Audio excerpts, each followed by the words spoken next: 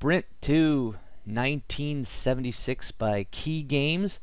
In other words, the super secret Atari Corporation's other alter ego.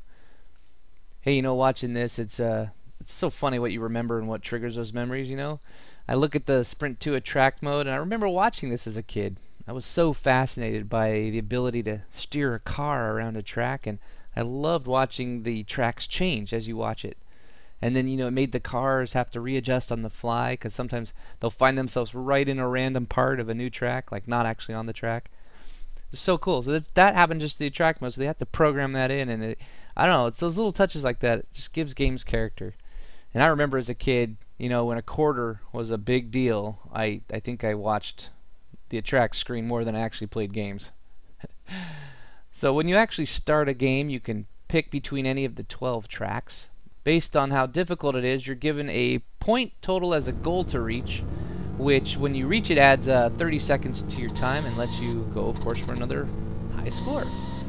I'm going to stick to the easiest track I can find because the controls, are just not the same on an analog joystick versus those really awesome responsive wheels you could spin on an arcade cabinet. I love those.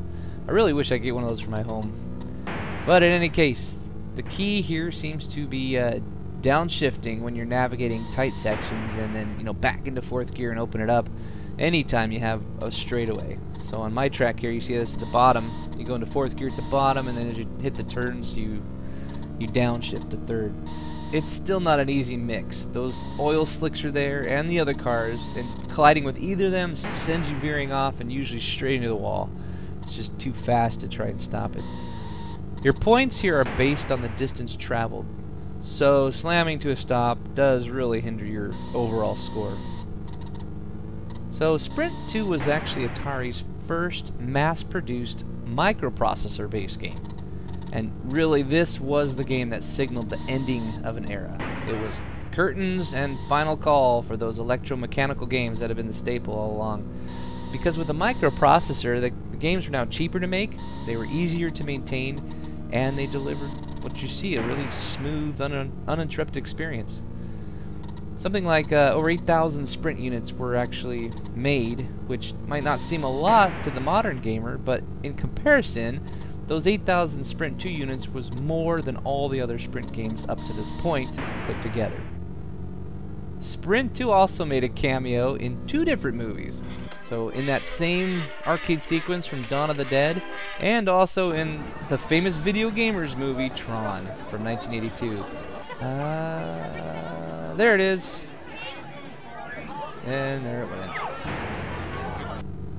Another really cool historical fact is that the Sprint 2 games might have been the first game to use what's commonly known now as the arcade font. The same font used in this game was used again and again, and not just by Atari or Kee Games, but other game manufacturers. I swear, Atari just, after Pong, you think they would have learned how to patent stuff and protect it from getting copied, but no. Anyway, Sprint 2, great fun. It's a challenging game, but you can get better at it. And like here, I was finally able to beat the score of 250 once I learned how to properly slow down for the curves. I'm still a rookie. Still a rookie, even though I got extended play and 314 points. That just shows you that it's a whole different game with a wheel. Also, I didn't cheat, because you can remove the oil slicks, but you want this game just like real life. Huge, car-sized oil puddles right in the middle of a racing track to send you spinning right into the wall. That happens all the time.